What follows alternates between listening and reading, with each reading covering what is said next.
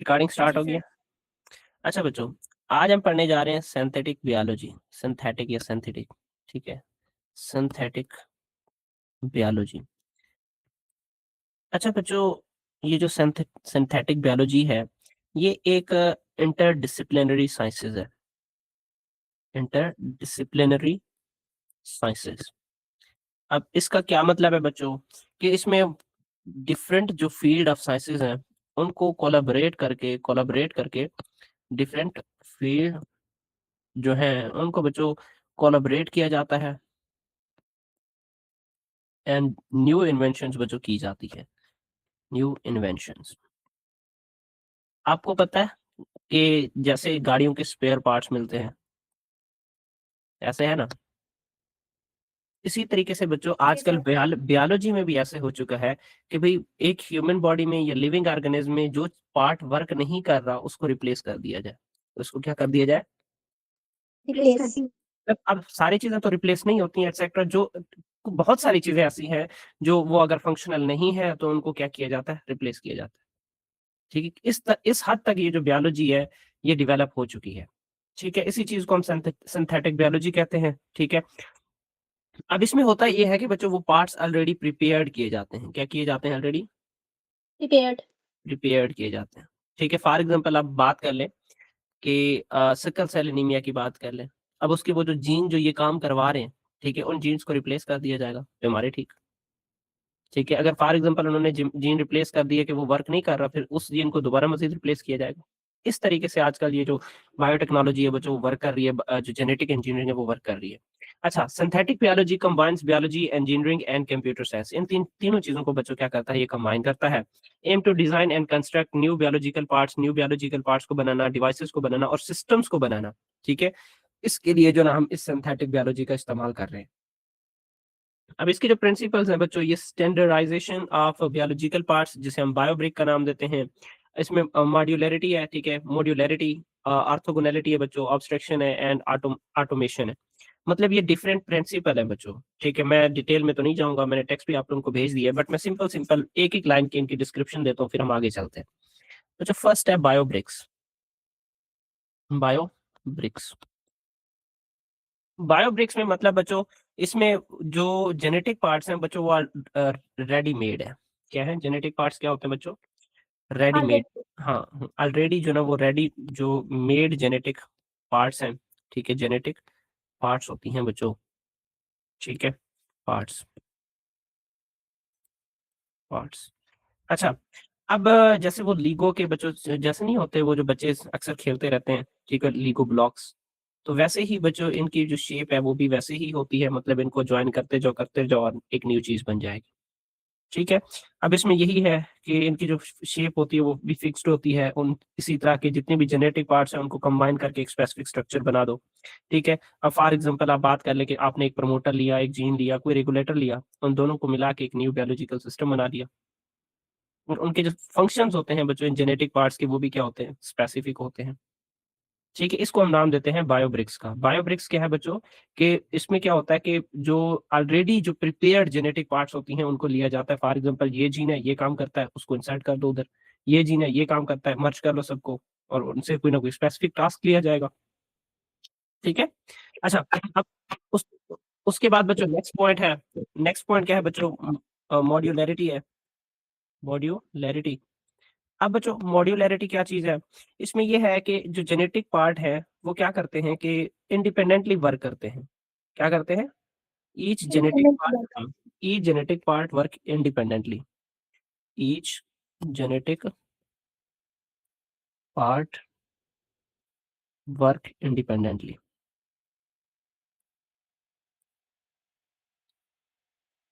Independently, ठीक है। अच्छा, अब बच्चों इसमें क्या है?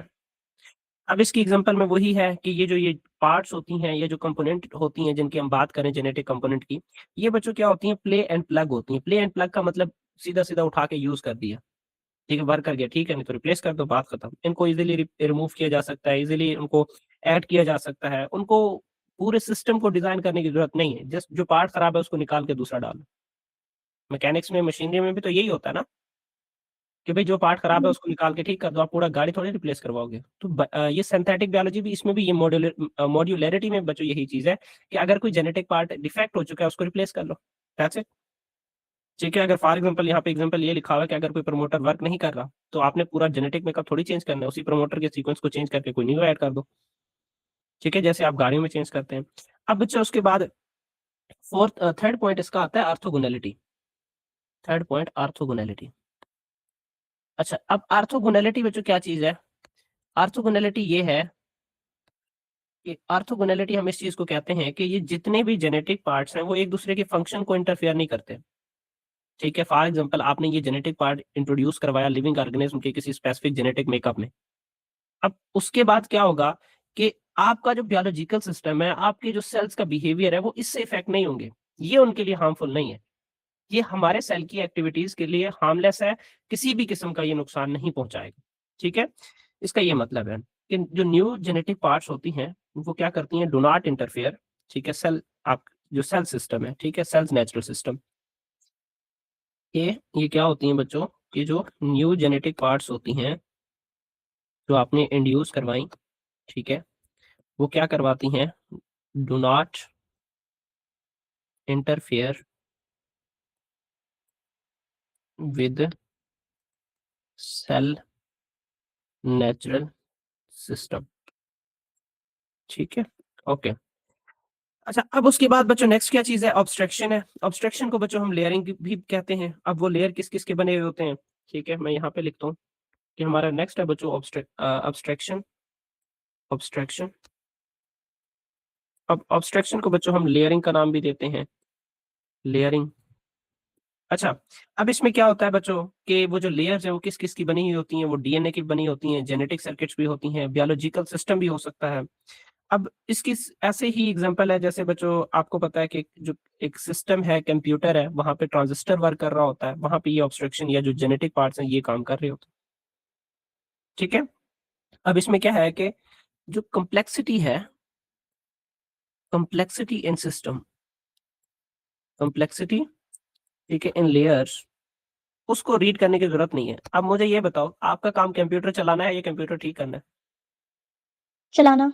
चलाना। तो अब अंदर क्या है उसके, वो आपको देखना जरूरी है। तो यहाँ पे नहीं। भी यही चीज है कि ये आपको रेडीमेड दिए जाते हैं ये पार्ट्स, आपने जस्ट उनको यूज करना है। ये नहीं सोचने लग जाना कि ये बना कैसे है, ये क्यों बना है, ऐसा क्या किया उन्होंने, ये क्या बीच में डाला हुआ है, एक्सेट्रा। भाई वो जो कम्प्लेक्सिटी है ना, वो उसको हाइड कर दी है। जस्ट और जस्ट क्या है कि भाई आपका काम यूज करना है, यूज करो। ठीक है, कि आप उनके डिटेल्स के बारे में, वो क्या चीज है, कैसे आई है, किस तरीके से बनी है, इस चीज को छोड़ना है आपने। आपने बस उनको यूज करना है।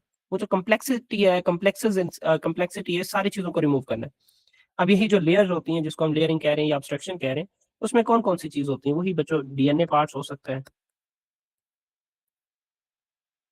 डीएनए पार्ट्स हो सकते हैं। उसके बाद बच्चों जेनेटिक सर्किट हो सकते हैं। जेनेटिक सर्किट का भी मैं आपको बताता हूँ आगे, genetic circuits, sorry, genetic circuits. ठीक है, और उसके बाद बच्चों फिर फर्दर इंटायर कोई बायोलॉजिकल सिस्टम भी हो सकता है, इंटायर बायोलॉजिकल सिस्टम भी हो सकता है। ठीक है, अब उसके बाद बच्चों लास्ट ऑटोमेशन है। ऑटोमेशन बच्चों सिंपल सिंपल बात की जा रही है कि कंप्यूटर्स वगैरह या रोबोट्स वगैरह या सॉफ्टवेयर का इस्तेमाल करके जो डीएनए सीक्वेंस है उन्हें डिजाइन करना और उन्हें असेंबल करना। ठीक है, कि ऑटोमेशन में बच्चों क्या होता है कि कंप्यूटर को यूज करके, या कंप्यूटर या किसी सॉफ्टवेयर, ठीक है, या फिर आप बात कर ले रिबोट्स वगैरह को यूज करके बच्चों क्या करना, जो डीएनए सीक्वेंस है उसको डिजाइन करना। डीएनए, जो डीएनए सीक्वेंस है बच्चों उसको डिजाइन करना है।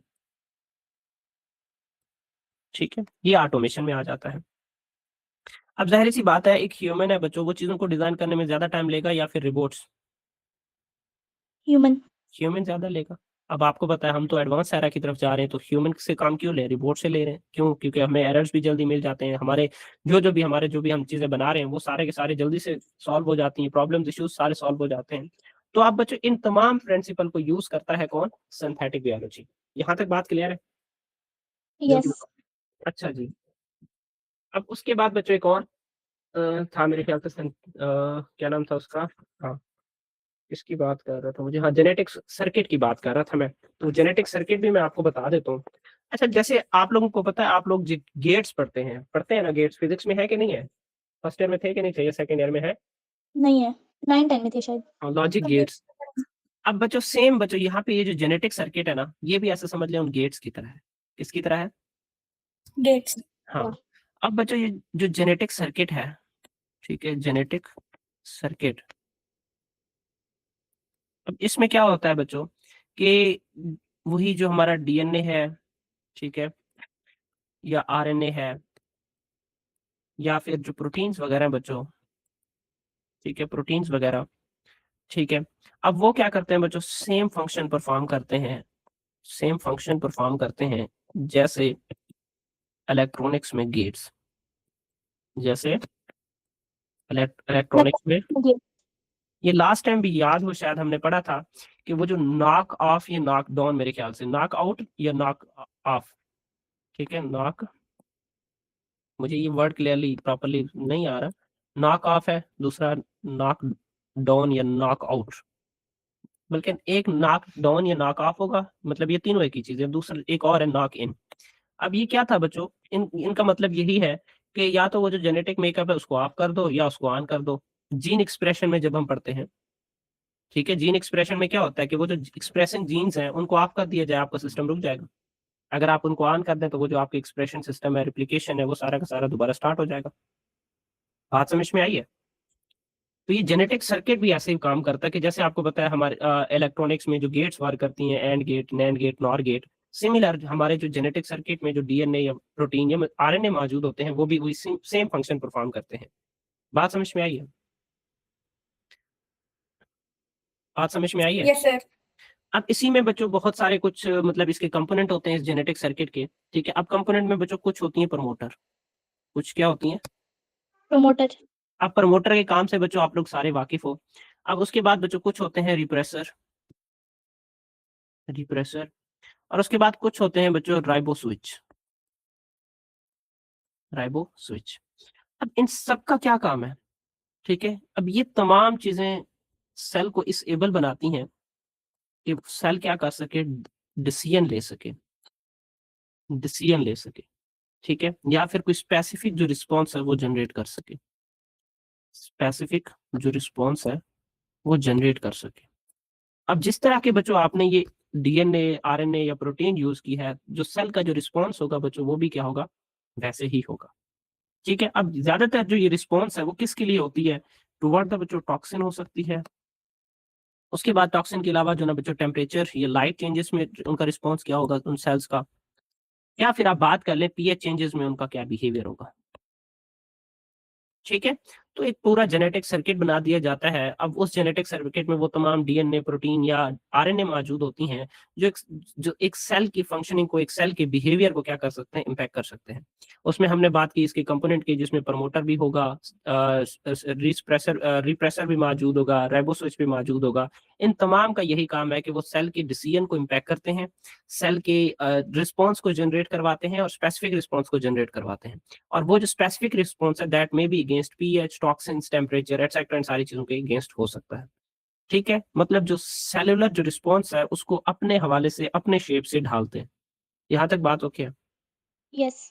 इसी वजह से इनको बायोसेंसिंग में, मेडिसिन में, एग्रीकल्चर में बच्चों इस तरह के जेनेटिक सर्किट्स को यूज किया जाता है। अच्छा, अब बच्चों हम आगे चलते हैं, एप्लीकेशंस ऑफ सिंथेटिक बायोलॉजी। अब सिंथेटिक माइक्रोब्स मतलब इस तरह के जो माइक्रोब्स वगैरह बच्चों बनाए जाते हैं, लास्ट टाइम भी हमने पढ़ा था कि बहुत सारे ऐसे माइक्रोब्स थे। Scientist engineer bacteria, yeast and other micro organism to perform the specific useful task. अब ये इन बैक्टीरिया का वो जो जेनेटिक सर्किट है उसको अपने हवाले से, अपने तरीके से उसको डिजाइन किया। अब वही क्या करेंगे, जो स्पेसिफिक टास्क है बच्चों वो परफॉर्म करेंगे। Microbes can be design to produce biofuels such as ethanol and biodiesel, ethanol और बायोडीजल प्रोड्यूस करवाने के लिए उन्हें यूज किया जा सकता है। Manufacture pharmaceutical products, human insulin is produced in E coli. अब इस कैरी आउट बायो रेमेडिएशन के बच्चों वो जो ऑयल स्पिल्स, प्लास्टिक्स और टॉक्सिक वेस्ट वगैरह को क्या कर सकते हैं, डिस्ट्रॉय करती हैं। इसका एग्जांपल मुझे वही कौन बताएगी, किसको आता है इसका एग्जांपल? आज एमन से पूछ लेते हैं। एमन, लास्ट टाइम भी हमने उस बैक्टीरिया का नाम पढ़ा था, हमारा फेवरेट बैक्टीरिया, क्या नाम था उसका? एमन। पता नहीं, कोई मुश्किल सा था। ज़्यादा बताऊँ? हाँ, बताएँ, बताएँ। अल्कोनिवोरक्स बर्कोमिनेसिस। हुँ, जी? बरकोमी यही है, ठीक है। अल्कोनिवोरक्स बरकोमिनेसिस, ठीक है, जो डिग्रेडेशन में, बायोरेमेडिएशन में यूज़ होता है। अब synthetic microbes offer cost effective, scalable and eco friendly situation कि भाई ये जो सिंथेटिक जो माइक्रोब्स हैं ये कॉस्ट इफेक्टिव मतलब हम इनको इजीली परचेज कर सकते हैं, ये खरीद सकते हैं। दूसरी मतलब इन पे खर्चा ज़्यादा नहीं आता, इनको मॉनिटर भी किया जाता है और इको फ्रेंडली भी होती हैं क्यों? क्योंकि हमारे इकोसिस्टम को ठीक कर रही होती हैं। अब उसके बाद बच्चों जीन एडिटिंग जो है ना इंजीनियरिंग, ठीक है। अब synthetic biology uses CRISPR Cas system. बच्चों ये एक टूल है, ठीक है, जिसका काम क्या होता है कि जो डीएनए है, जो भी उसके जो जीन्स हैं या उनके जो न्यूक्लियोटाइड्स हैं बच्चों, उनको मॉडिफाई करना। न्यूक्लियोटाइड्स को मॉडिफाई करना, उनको रिप्लेस करना, ठीक है? ये एक टेक्नोलॉजी है, ये एक टूल है, एक डिवाइस है, मशीन है जिसके ज़रिए ऐसा किया जाता है। अब उसके बाद बच्चों applications include correcting genetic disorders की जेनेटिक डिसऑर्डर्स को ठीक करने के लिए, क्रॉप की यील्ड, न्यूट्रिशन और डिजीज रेजिस्टेंस के लिए इसको क्या किया जाता है बच्चों? यूज़ किया जाता है। Development of golden rice enriched with vitamin A reduces deficiency, vitamin A वगैरह की डेफिशिएंसी या गोल्डन राइस वगैरह, इनको बच्चों प्रोड्यूस किया जाता है। मतलब जिसमें विटामिन ए सारी चीज़ें, सारी न्यूट्रिएंट्स मौजूद होती हैं ताकि बाद में किसी चीज़ की कमी ना हो और डेफिशिएंसी जो डिजीज़ है वो ना काज़ हो। enables the targeted and controllable genetic modifications। ये सिंथेटिक बायोलॉजी के जरिए जो भी हम चाहते हैं उसी जीन्स को टारगेट किया जाता है, उसको रिप्लेस किया जाता है। तो ये जो जेनेटिक मॉडिफिकेशंस होती हैं वो हमारे कंट्रोल में होती हैं, मतलब सारी चीज़ों को मॉनिटर किया जा रहा होता है कि उसका कोई नेगेटिव इम्पैक्ट तो नहीं पड़ रहा। पहली बात तो ये कि उन्होंने सिस्टम ही ऐसा डेवलप किया है कि वो दूसरे जो सेल्स हैं उनके बिहेवियर को वो इम्पैक्ट नहीं करते। उसके बाद बच्चों मेडिकल एंड थेरेपेटिक एप्लीकेशंस की design synthetic genetic gene circuits that function inside the cells to detect the disease marker के डिजीज मार्कर उनको डिटेक्ट करना।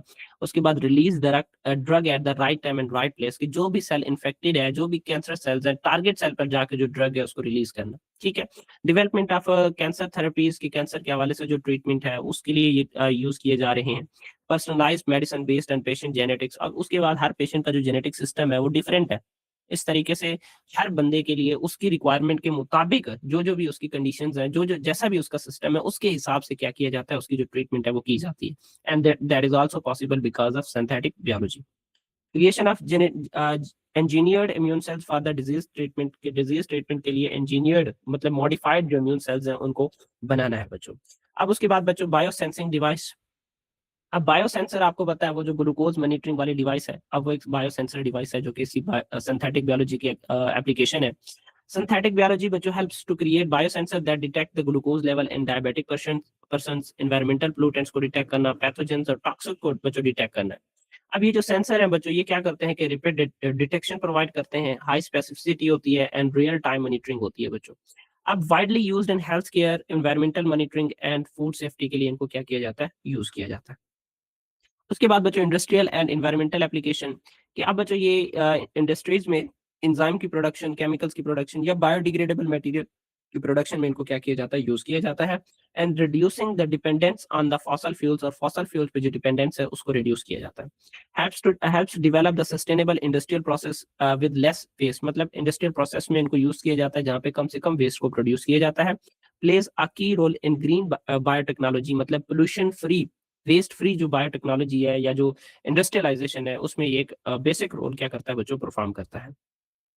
अब उसके बाद बच्चों बायोलॉजिकल कंप्यूटर्स है। Synthetic biology enable the use of cells, DNA and protein as computational elements कि भाई इनको एज अ कंप्यूटर टेक्नोलॉजी के एलिमेंट के तौर पर, एक कंपोनेंट के तौर पर इस्तेमाल किया जाता है। These biological system can process information को प्रोसेस करते हैं, परफॉर्म लॉजिकल ऑपरेशन, और लॉजिकल ऑपरेशन मतलब जैसे हमने बात की थी इलेक्ट्रॉनिक सर्किट्स की, इलेक्ट्रॉनिक्स में जैसे वो जो गेट्स होते हैं, लॉजिक गेट्स होते हैं, नैंड नॉट जो कि ऑन या ऑफ होते हैं और स्पेसिफिक फंक्शन परफॉर्म करते हैं। तो यहाँ पे बच्चों ये बायोलॉजिकल सिस्टम भी वही काम करेंगे। अब एडवांटेजेस की बात कर लें बच्चों के, लो एनर्जी कंजप्शन की, कम से कम एनर्जी यूज होती है, और उसके बाद ability to operate inside the living cells कि लिविंग सेल्स के अंदर भी ये फंक्शनेबल है, ठीक है। अब उसके बाद क्या है कि यूजफुल इन मेडिकल डायग्नोस्टिक में ड्रग्स की जो पेशेंट्स वगैरह या डिजीज की जो आइडेंटिफिकेशन है उसमें यूज किया जाता है। ये स्मार्ट थेरेपेटिक्स एंड एनवायरमेंटल जो सेंसिंग है बच्चों उसके तौर पर इनको यूज किया जाता है। अब उसके बाद बच्चों research and application, synthetic biology provides tool to study the gene regulation and cellular behaviour, कि जीन रेगुलेशन और सेलुलर बिहेवियर को बच्चों डिस्कस किया जाता है, उसको स्टडी किया जाता है। Build simplified biological system for experimentation, experimentation के लिए जो बायोलॉजिकल सिस्टम है आसान सा, उसको जो है ना बच्चों इसकी मदद से बनाया जाता है। Help the scientist to understand the complex networks, जितने भी कॉम्प्लेक्स बायोलॉजिकल नेटवर्क्स हैं उनको समझने के लिए जो है साइंटिस्ट की मदद करता है। Widely used in research laboratories and biotechnology education, biotechnology education या जो रिसर्च लेबोरेटरीज हैं बच्चों उसमें इसका इस्तेमाल किया जाता है।